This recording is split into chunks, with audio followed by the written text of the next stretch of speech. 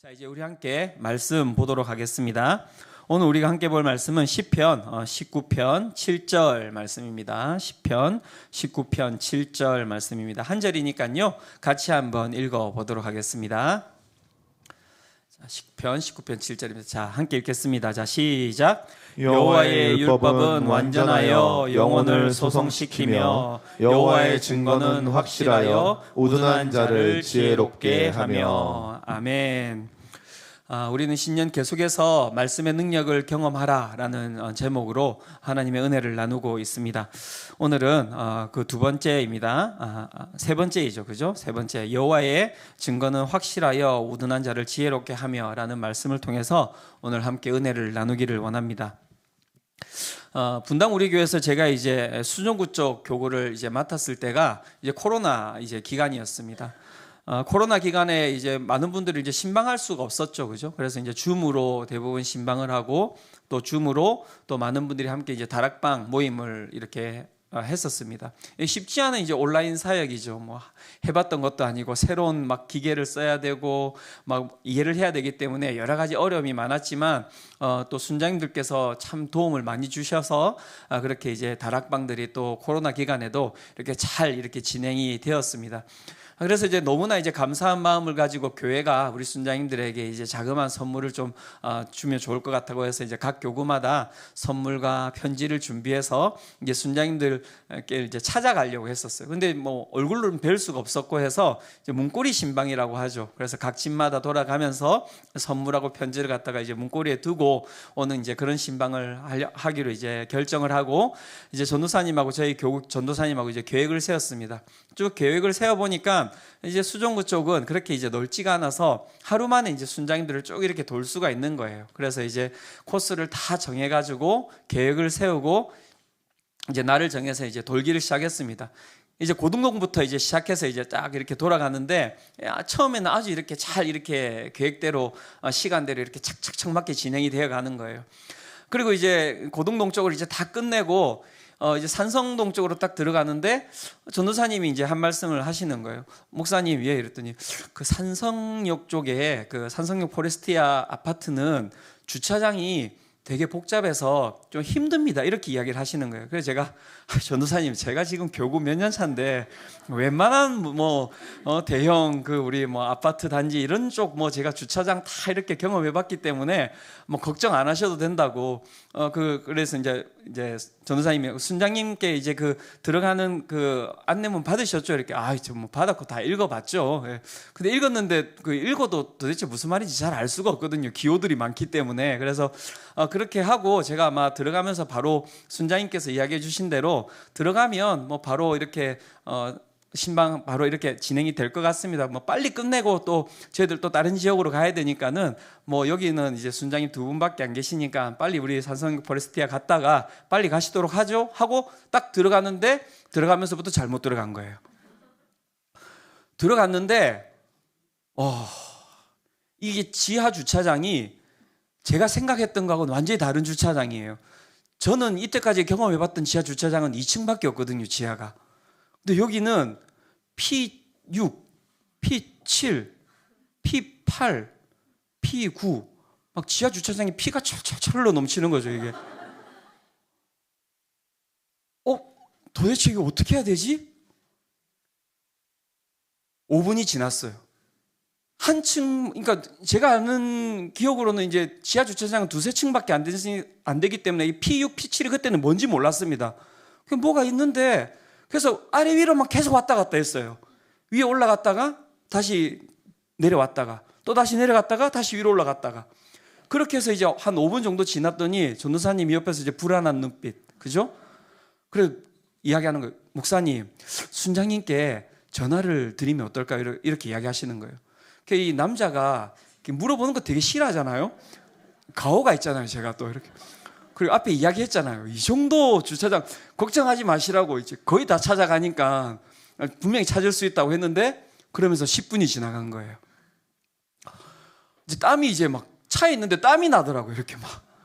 이제 전도사님이 계속 옆에서 보시면서 어떻게 그 전화를 한번 그래서 제가 그러면 순장님께 일단은 전화를 한번 드려보자고 이렇게 해서 제가 차를 세우고 순장님께 전화를 이제 드리라고 이야기했더니, 근데 중요한 건 순장님께서도 너무 이 지하 주차장이 복잡하기 때문에 순장님 딱 집으로 들어가는 그 길만 알고 계신 거예요.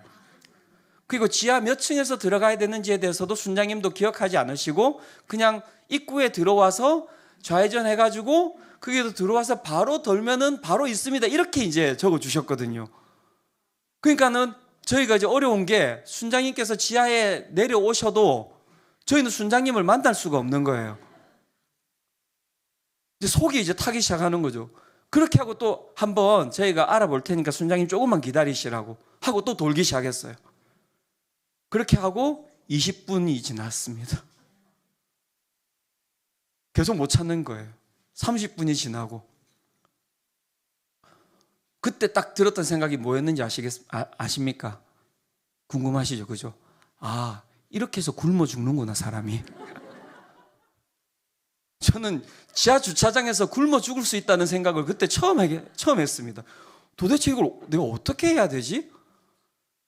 그래서 그때 순간 또 생각났던 게, 그래, 그러면 이제 현관 쪽으로 가면 이제 누르면 경비실하고 연결이 되잖아요.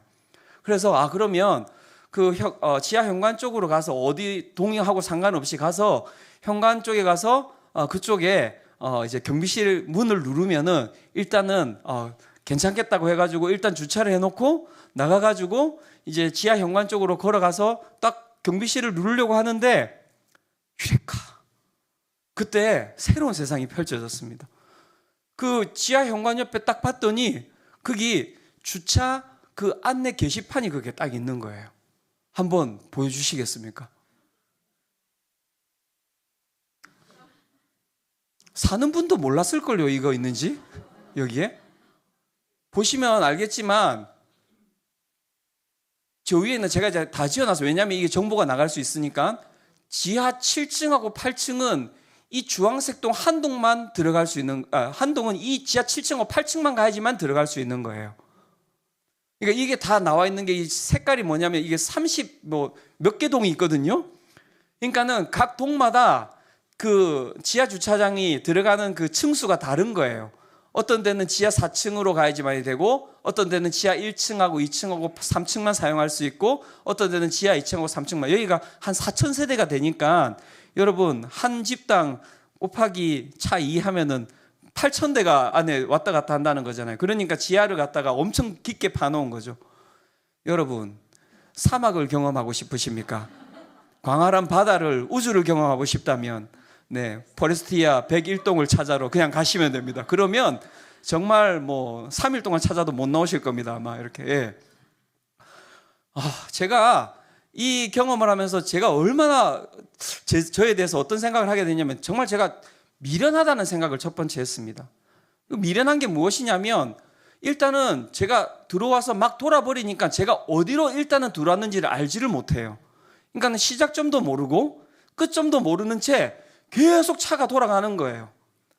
그 모습을 바라보면서 제가 진짜 미련하다고 생각했고요. 두 번째는 길도 모르면서 그 가운데서 이 주차장이 어떻게 지어졌는지, 어떤 시스템으로 돌아갔는지도 모르면서 제가 이때까지 살아왔던, 제가 이때까지 경험해봤던 모든 아파트를 갖다가 다 끄집어내어가지고 그 지식과 그 경험으로만 이 문제를 해결해 가려고 했던 그 모습이 어떻습니까? 너무 우둔하고 미련했던 거예요. 여기서 지혜는 무엇입니까?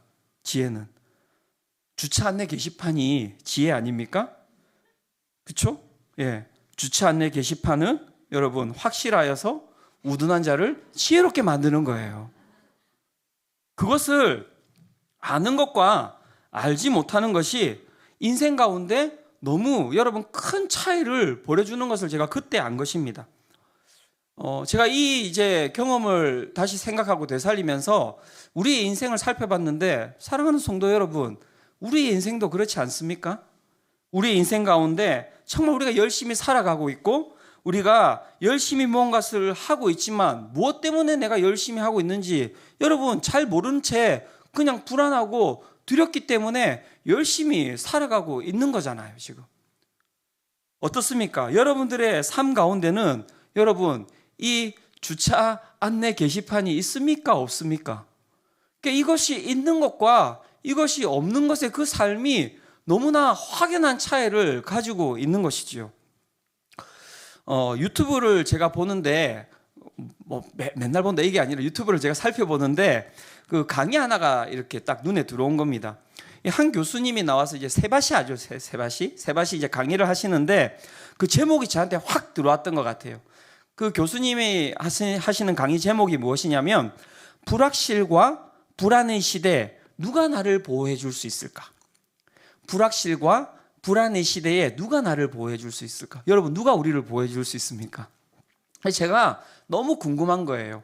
이 정말 최고의 지성이라고 이야기하는 이분이 정말 우리나라에서 가장 좋은 대학을 나왔고 그 다음에 그 가운데서 교수를 하고 있는 이분이 불확실과 불안의 시대에서 누가 우리를 보호해 줄 수 있을까에 대해서 어떤 답을 주시는가에 대해서 제가 되게 궁금한 거예요. 그래서 이제 그 유튜브를 이렇게 딱 들어가서 보는데 막 이분이 여러 가지 이야기를 하면서 이제 이렇게 이야기를 하는 거예요. 자기가 어릴 때 자기의 삶 가운데 불확실과 불안함이 너무나 많았다는 거예요. 그래서 자신의 삶 가운데 무엇으로 자신의 삶을 이렇게 잡아줄 수 있는 게 있을까? 자신을 지키고 가족을 지켜줄 수 있는 것이 무엇이 있을까 딱 생각했는데 딱 그때 생각났던 게 무엇이냐면 공부였대요. 내가 그러면 공부를 하면은 내가 나를 지킬 수 있고 나의 가족을 지킬 수 있겠구나라고 해서 공부를 열심히 했다는 거예요. 그래서 이분이 이룬 거잖아요. 공부를 열심히 해서 좋은 대학에서 나와서 박사학위를 따고 또 그 가운데 여러분 쉽지 않은 교수로 또 임용이 된 것이죠. 그런데 이분이 어떤 얘기를 하냐면 그렇게 내가 공부를 해서 나를 지킬 수 있고 그 다음에 나의 가족을 지킬 수 있다고 생각을 했는데 자신이 지금도 불안하고 불확실하다는 거예요. 자신의 삶이. 그래서 코로나를 지났는데 자신 가운데 불안함들이 너무나 많아가지고 무엇을 하게 되었는가라고 이야기하냐면 반려견을 이제 키우기 시작했대요. 그래서 제가 반려견 키우는 이야기를 들으려고 이 강의를 듣는 게 아니잖아요. 도대체 정말 끝까지 그래서 중간에 끌까? 이렇게 하다가 그래도 끝까지 내가 이분의 이야기를 한번 들어봐야겠다. 저와 같은 마음을 가지고 설교를 꼭 들어주세요 지금. 네, 끝까지 내가 이분의 어떤 답을 하는지에 대해서 내가 한번 들어봐야겠다. 그렇게 생각을 하고 이제 끝까지 이제 들어보는데 결론이 뭐였냐면 이분의 결론은 불확실과 그 다음에 불안의 시대에 우리를 누가 지켜줄 수 있는가라고 하는 것에 대한 답으로 이분이 막 정말 이야기를 했어요. 돈도 아닙니다 여러분. 명예도 아니고 권력도 아니고 우리가 가지고 있는 그것들이 우리를 지킬 수 없다고 그러면서 대안을 딱 제시한 게 무엇이냐면 사회 제도가 변화돼야 된다는 거예요. 그분의 말이 틀리다고는 생각하지 않지만 제 가운데 사회 제도가 변화되는 게 어떻게 우리의 불확실과 그 다음에 불안을 잡아줄 수 있는 거지? 그래서 제가 어떤 생각이 들었냐면 이분이 불확실과 불안이라는 그 감정을 가진 것이 여러분 하루 이틀이 아니라 40년 전이에요. 어릴 때잖아요. 더 전이겠죠. 50년 전이죠. 그럼 50년 전부터 시작해서 지금까지 살아오는 기간 동안에 제도가 바뀌었겠습니까? 안 바뀌었겠습니까? 바뀌었겠죠. 많은 제도들이 바뀌면서 그 가운데 우리 가운데 있는 불확실들을 제거하기 위해서 불안을 제거하기 위해서 끊임없이 많은 것들이 변화되었을 텐데 그렇다면 우리가 가지고 있는 불안과 불확실은 사라져야 하는데 그게 사라지지 않다고 이야기를 하고 있고 이분은 또 대안을 제시하는 게 또 제도는 바뀌어야지만이 그것이 변화될 수 있다라고 이야기를 하시는 거죠. 그래서 제가 그냥 껐어요. 그렇게 하고. 도저히 아닌 것 같은데 이거는. 그런 가운데 이제 제가 책을 읽는데 지성과 영성의 만남이라는 책에서 이재철 목사님이 삶에 대해서 이렇게 이야기를 하는 것입니다. 사람들은 고가 제품을 구입할수록 철저하게 제품 사용 설명서를 숙지합니다. 왜냐하면 그것이 그 제품의 가치를 극대화하고 그 의미를 절대화하는 유일한 방법이기 때문입니다. 그 제품을 가장 잘 쓰기 위해서 우리가 꼭 해야 되는 것이 무엇이라고요? 그 제품의 사용 설명서를 반드시 읽어야 된다라고 이야기를 하고 있는 것이죠. 그러면서 이렇게 이야기합니다. 그럼에도 하나님을 믿는 사람들이 이 세상 어떤 제품보다 귀한 인생이라는 제품을 하나님의 인생 사용 설명서대로 사용하지 않는다라고 이야기를 하고 있는 거예요. 이게 진짜 보니까는 괜히 유튜브를 봤다는 생각이 드는 거죠. 이게 한마디로 다 끝났는데, 내 인생이 제품이구나. 내 인생이 제품이라고 한다면 내 인생에 대해서 무엇이 있다고요? 사용 설명서가 있는데 그 사용 설명서를 가지고 살아가고 있는지에 대해서 내가 물어보면 되는 것이죠. 그것을 물어보면 그 사용 설명서대로 내가 살아간다면 그 인생이 확실한 것이 아니겠습니까? 그런데 그 사용 설명서대로 우리가 그것을 살아가지 않는다면 그것이 불확실한 것이죠. 어떻게 조립이 될지, 어떻게 사용해야 될지 모르는 것이니까요. 사랑하는 성도 여러분, 여러분들의 삶 가운데는 이 인생의 사용 설명서가 이렇게 있습니까? 그것을 가지고 있습니까? 제가 더 앞에서 이야기했던 여러분들의 삶 가운데는 주차 안내 게시판이 있습니까? 없습니까? 그걸 물어봐야 된다니까요. 그것이 없는 채 여러분들이 아무리 노력해도 오늘 뭐라고 이야기합니까? 그 삶은 우둔한 삶이라고요. 그 삶은 우둔한 삶이라고요. 그 가운데서는 어떠한 그 가운데 확신도 없고 확실함도 없고 그 가운데는 두려움과 불안함과 불확실만이 가득한 것이 인생이라고 이야기를 하고 있는 것입니다.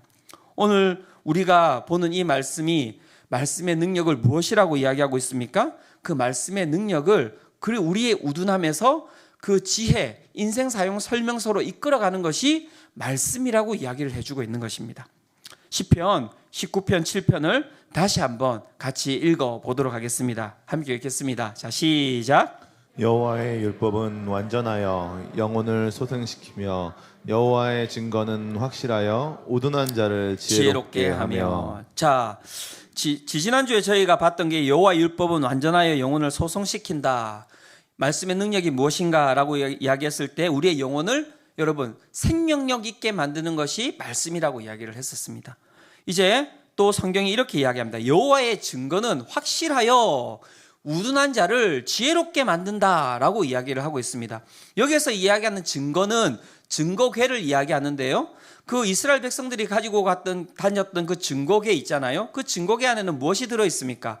십계명이 들어있고 그 다음에 만나가 들어있고 그 가운데는 그 아론의 쌍난 지팡이가 들어있어요.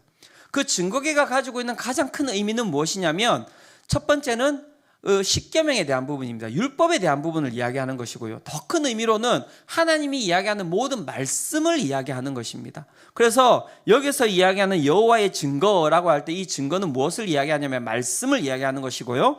여호와의 말씀이 어떻다고 이야기합니까? 확실하다라고 이야기를 하고 있습니다.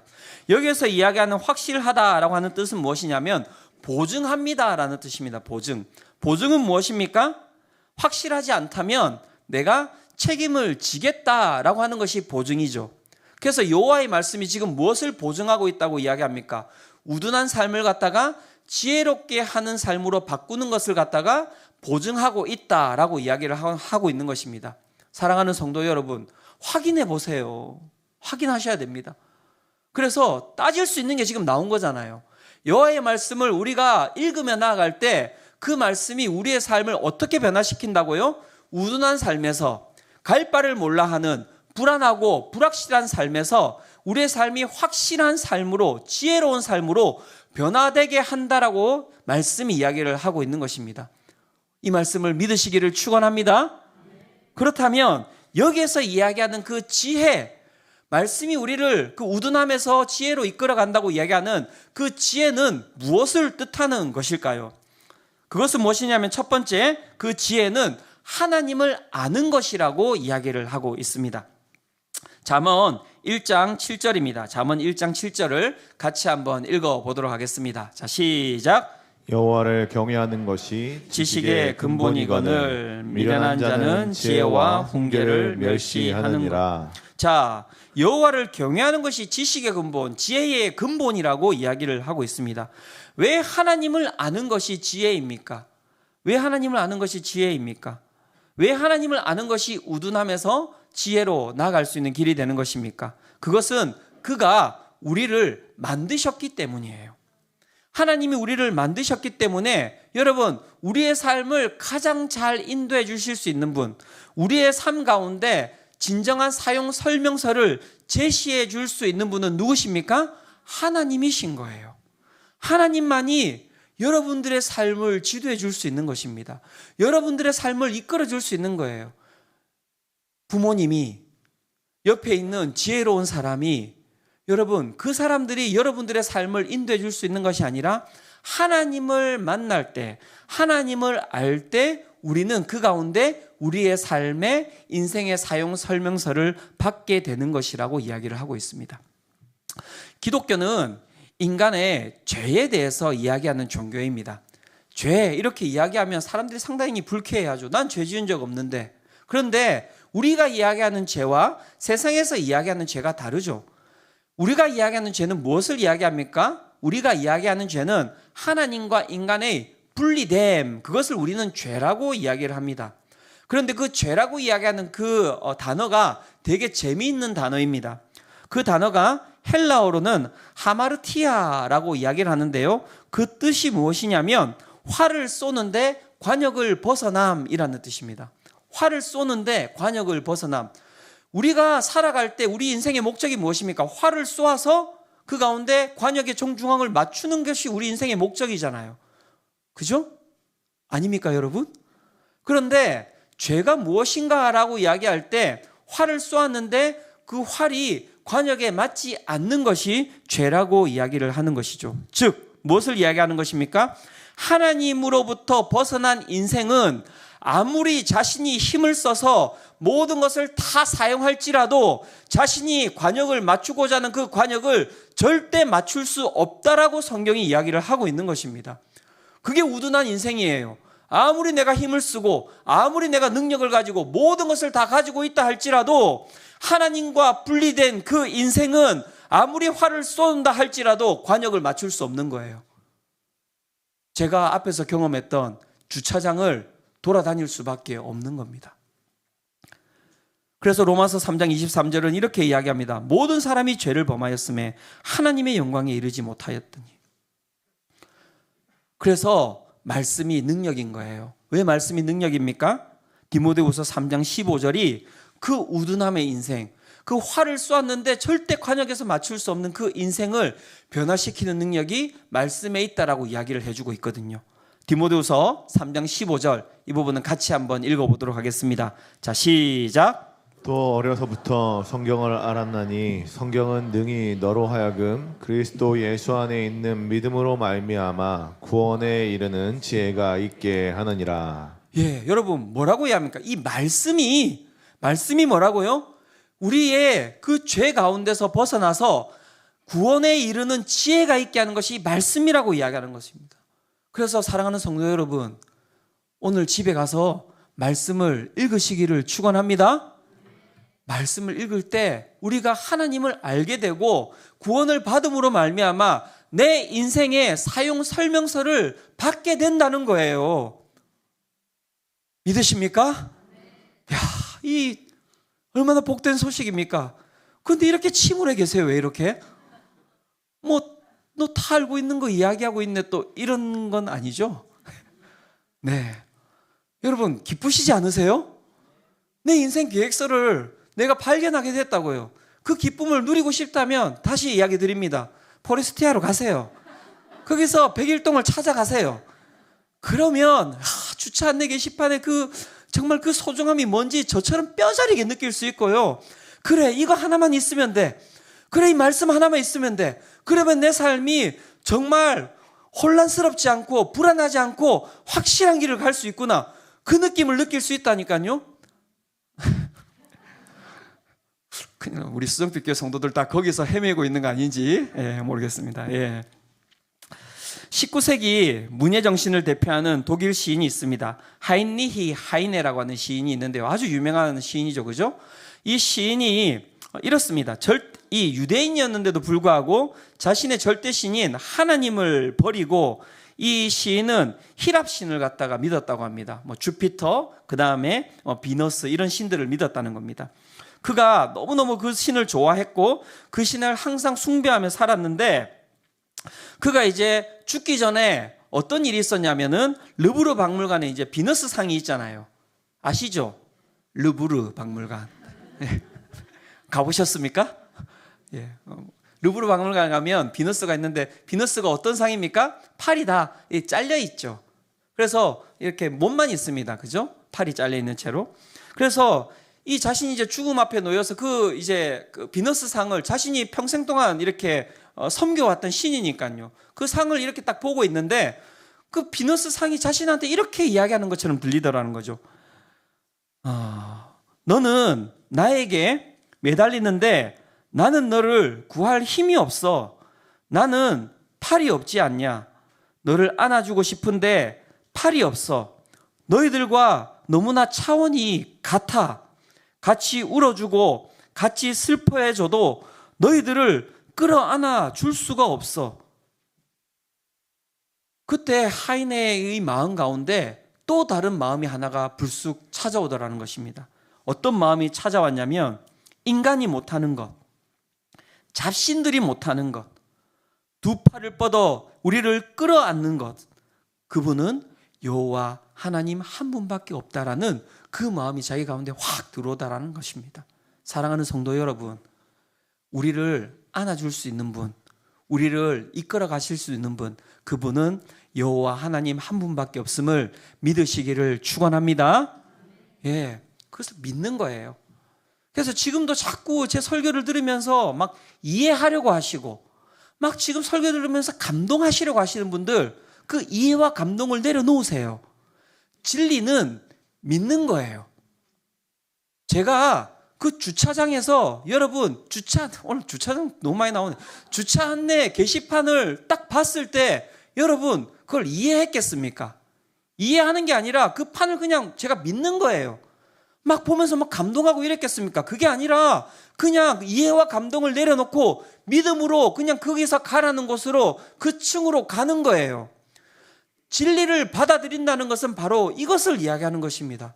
사랑하는 성도 여러분, 말씀에 능력이 있다고 오늘 진리가 이야기를 하고 있고요.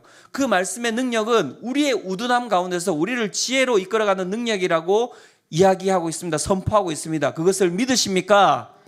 믿는 모든 우리 성도님들이 오늘 여호와 하나님을 만나시는 은혜를 경험하시기를 축원합니다. 예. 두 번째, 여러분, 그 지혜는 무엇이라고 성경이 이야기하고 있습니까? 그것은 선한 일을 행할 능력이다라고 이야기를 하고 있습니다. 잠언 2장 20절이 이렇게 이야기를 하고 있습니다. 지혜가 너를 선한 자의 길로 행하게 하며 또 의인의 길을 지키게 하리니, 지혜가 우리를 선한 길로 인도한다라고 이야기를 하고 있는 것이죠. 좀 더 구체적인 이제 삶을 우리가 살아갈 수 있도록 말씀이 우리를 인도해 가고 있다라고 이야기를 하고 있습니다. 여기에서 이야기하는 선한 일을 행하는 능력, 선한 일이라는 것은 무엇을 이야기할까요? 그 선한 일은 인생 사용 설명서이신 하나님의 말씀대로 살아가는 것, 하나님의 말씀대로 살아가는 것이 선한 일이라고 할 수 있는 것입니다. 뭐 예를 들어서 이런 것이죠. 여러분들 뭐 어머니들이 항상 우리 자녀들을 사랑하죠, 그죠? 왜 자녀들 밖에 지금 막 소리 지르고 있잖아요. 자녀들을 사랑하지 않습니까? 그래서 자녀들에게 뭐라고 이야기합니까? 야, 너 인터넷 그만해. 너 게임 그만해. 너 정말 핸드폰 그만 좀 봐. 그렇게 이야기를 하죠. 그 아이들이 이야기를 잘 듣습니까? 안 듣습니까? 안 듣죠. 그게 악한 거죠. 그게 악한 거예요. 그걸 우리가 악하다고 이야기하고, 아이가 엄마가 자, 이제 핸드폰 그만 이렇게 하면 엄마 나 핸드폰 그만하겠습니다 하고 딱 내려놓는 아이들을 보셨습니까? 네, 저도 못 봤습니다. 네. 그래서 그걸 딱 내려놓으면 우리는 뭐라고 이야기합니까? 착하네 이야기하죠. 단순해요. 선하다라고 이야기하는 것은 단순한 것이 무엇이냐면 우리를 사랑하시는 하나님의 그 말씀을 듣고 그 말씀대로 순종하면서 살아갈 때 우리의 삶이 선하다고 이야기를 하는 것이고요. 그 삶은 인생 계획대로, 인생 사용 설명서대로 살아가는 것이기 때문에 그 삶 가운데는 여러분 아름다운 열매들이 맺히기 시작하는 거예요. 성경은 우리를 그 삶으로 견인해가는 말씀이라고 이야기합니다. 그래서 디모데후서 3장 16절과 17절이 이렇게 이야기를 하고 있습니다. 3장 16절과 17절 같이 한번 읽어보도록 하겠습니다. 자, 시작. 모든 성경은 하나님의 감동으로 된 것으로 교훈과 책망과 바르게 함과 의로 교육하기에 유익하니 이는 하나님의 사람으로 온전하게 하며 모든 선한 일을 행할 능력을 갖추게 하려 함이라. 아멘. 말씀이 어떤 능력이 있다고요? 말씀이 우리의 삶 가운데 들어오면 우리를 교훈하고 책망하고 바르게 하고 의로 교육하는 능력이 있다라는 것입니다. 그래서 우리를 어떻게 해요? 온전한 사람으로, 우리를 선한 일을 행할 수 있는 능력으로 우리를 견인해 간다는 것이죠. 많은 분들이 이런 얘기 합니다. 사람 안 바뀐다. 그런 얘기 직접 들으시기도 했죠. 네. 사람 안 바뀐다. 직접 하기도 하고 직접 듣기도 하고. 여러분, 이 말씀을 오늘 버리시기를 바랍니다. 사람은 바뀝니다. 왜 바뀝니까? 하나님의 말씀이 그 가운데 거할 때 우리의 삶은 바뀌는 줄로 믿습니다. 예, 그 믿음을 가지고 여러분들이 말씀 가운데 거하셔야 되고요. 그 믿음을 가지고 여러분들의 가족들을 여러분들이 살펴보셔야 됩니다. 안 바뀌어. 아유, 나도 안 바뀌어. 우리 남편은 안 바뀌어. 여러분, 그거는 불신입니다. 모든 불신 다 내려놓으시고 말씀으로 그렇게 나아가는 우리 성도님들 되시기를 축원합니다. 그렇다면 우리가 어떻게 이 지혜를 우리가 받을 수 있는 것입니까? 먹을 수 있는 것입니까? 다른 거 없습니다. 양육받아야 되고 훈련받아야 되는 거예요. 사랑하는 성도 여러분, 양육받고 훈련받지 아니하면 여러분, 우리는 이 말씀을 먹을 수가 없는 겁니다. 양육과 훈련이 다른 것이 아니라 이 말씀을 먹는 것을 가르치는 것이 곧 양육이고, 이 말씀을 잘 소화시킬 수 있도록 만드는 것이 훈련이라고 할 수 있는 것입니다.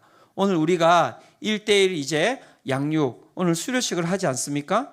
이분들이 한 학기 동안 한 게 무엇인지 아십니까? 다른 거 아니에요. 하나님을 아는 것, 내 인생 사용 설명서이신 하나님을 아는 것, 그리고 그 하나님의 말씀을 듣고 순종하면서 살아갔던 삶을 살아가 본 것입니다. 좋으셨죠? 예, 고개를 끄덕거렸습니다. 제가 강압했거든요. 네, 예. 그래서 여러분, 다른 거 없습니다. 저는 우리 수정빛교회 모든 성도님들이 이 지혜로운 삶을 사시기를 원하는데, 그 지혜로운 삶을 살기 위하여서 양육 받으시기를 축원합니다. 여기서는 그러니까 아멘 안 하는 거죠. 이게 악한 거예요, 여러분. 자, 양육 받으시기를 축원합니다. 훈련 받으시기를 축원합니다. 이만동 목사님, 뒤에 양육 신청서 다시 한 번 더 크게 이렇게 복사해서 놔두시기를 바랍니다. 예, 여러분 믿으세요. 정말이에요. 여러분, 예배도 중요하지만 여러분 양육이 정말 중요합니다. 여러분, 여기까지 살아오면서 모든 것들 다 배워서 아는 것이지 자연스럽게 익혀진 것이 무엇이 있습니까? 걷는 것들, 기저귀 떼는 것들, 이유식 먹는 것들, 숟가락 드는 것들, 젓가락 드는 것들, 우리가 살아가는 모든 것들을 우리는 배우면서 살아온 거예요. 신앙도 마찬가지입니다. 양육받지 않으면 여러분, 그것을 우리가 씹어 먹을 수가 없는 거예요. 그래서 우리가 오늘 어떤 은혜를 또 받았는지를 우리가 들어봐야지 또 우리 마음 가운데 동기부여가 되지 않겠습니까? 이 시간 우리 수료자 가운데 한 분, 우리 김미아 집사님이 나오셔서 정말 그 양육을 통하여서 주셨던 하나님의 그 지혜와 은혜를 나눠 주실 텐데요. 우리 이 시간 우리 박수로서 우리 김미아 집사님 한번 맞도록 하겠습니다. 네, 큰 박수로 한번 보내주시겠습니까? 네.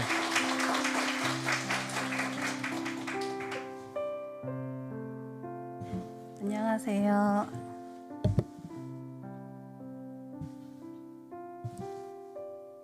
안녕하세요. 1:1 양육 과정을 수료하게 된 직장육 다락방의 김미아 집사입니다. 전부터 마음은 있었지만 시작하기 쉽지 않았던 1:1 양육 훈련 광고를 주보에서 보고 가슴이 뛰기 시작했습니다. 꽤 긴 시간 교회를 다녔지만 여전히 내가 우선이고 매일을 열심히 살지만 뭔가 채워지지 않는 공허함이 있던 내게 이번에는 용기를 내어보자 주님께서 말씀하시는 것 같았습니다. 개강 오리엔테이션 날 1:1 양육 2개의 축은 말씀과 나눔이라는 목사님 말씀에 기대감이 생겼고, 양육자로 세워주신 순장님과 함께 할 수 있어 모든 게 감사였습니다. 매일 하는 게 쉽지 않았던 큐티를 처음에는 숙제처럼 하기 시작했고, 순장님을 실망시키고 싶지 않은 마음으로 성부 암송을 했습니다. 그러다 어느 순간 내가 여전히 인정 욕구에 사로잡혀서 사람에게 잘 보이고자 하는 마음이 앞서고 있구나 느끼게 되었고, 그 시간 이후로 코람데오를 따르는 삶을 위해 기도하게 되었습니다. 하나님의 속성과 성령님을 좀 더 구체적으로 알게 되니 그동안 나만 몰랐던, 항상 나와 함께 하셨던 하나님을 느낄 수 있었고, 대조적으로 모든 순간 나의 시선은 세상과 사람에게 있었음을 알게 되었습니다. 매번 다른 곳을 바라보는 저를 오래 참음의 사랑으로 기다리고 참아주신 하나님께 너무 죄송했습니다. 상황은 달라진 게 없는데 하나님이 보이기 시작하니 전처럼 말하고 행동하는 게 어려웠습니다. 평소 업무 양이 많기도 하고 어린 두 아이들을 케어하며 1:1 양육을 받는 게 생각보다 쉽지 않았습니다. 하지만 다락방을 하는 목요일과 1:1 양육하는 금요일은 저녁 약속을 잡지 않았던 남편의 도움으로 다툼이나 갈등 없이 기쁜 마음으로 훈련에 임할 수 있었습니다.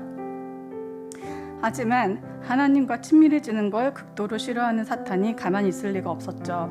시험을 이기는 삶 공과를 예습하는 주에 말도 안 되게 업무가 쏟아졌고, 평소 잘 지내던 사람과 오해가 생겨 몸도 마음도 지쳐있던 수요일에 저녁도 먹지 못하고 일을 하다가 정말 뛰쳐나가듯 수요 예배에 참석했습니다.